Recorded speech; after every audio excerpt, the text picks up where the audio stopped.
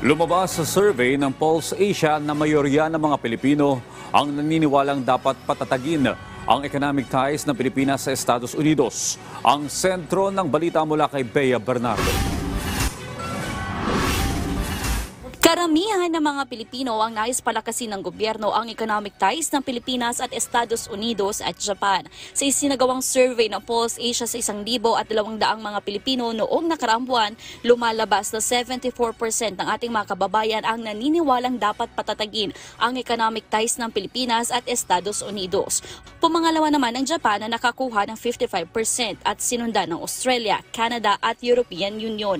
Ayon kay Stratbase President Dindo Manhit, mahalaga ang investment sa pagbubukas ng economic potential ng Pilipinas at ang pagpapalakas ng economic ties sa mga nasabing bansa ay magbibigay daan para sa mas magandang oportunidad para sa mga Pilipino.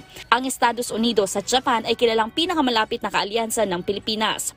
Nitong nakaraang linggo lamang, bumisita sa bansa si Japanese Prime Minister Fumio Kishida na nagbunga ng mas matatag na alyansa sa dalawang bansa. Ngayong buwan din ay nakatakdang lumipad patungo ng Estados Unidos si Pangulong Ferdinand R. Marcos Jr. para dumalo sa APEC. Maliban sa usapin ng ekonomiya, ang defense cooperation sa ibang bansa ay pinapalakas din ng Pilipinas. Sa selebrasyon ng Veterans Day, isang mahalagang araw para sa Estados Unidos, maliban sa pagkilala ng katapangan ng mga sundalong lumalaban sa giyera, binigyang diin din ng Defense Department na patuloy na magtutulungan ng Pilipinas at Estados Unidos sa harap ng mga hamon sa seguridad.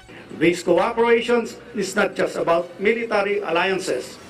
It is about our shared commitment to upholding the values of democracy and the rule of law.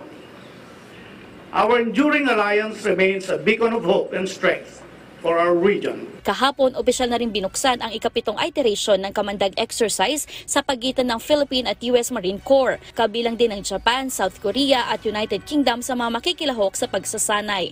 Kamandag is only one of nearly 500 activities the Philippines and the United States conduct together on a yearly basis to strengthen our alliance and improve our ability to face shared challenges together. Bea Bernardo para sa Bayan.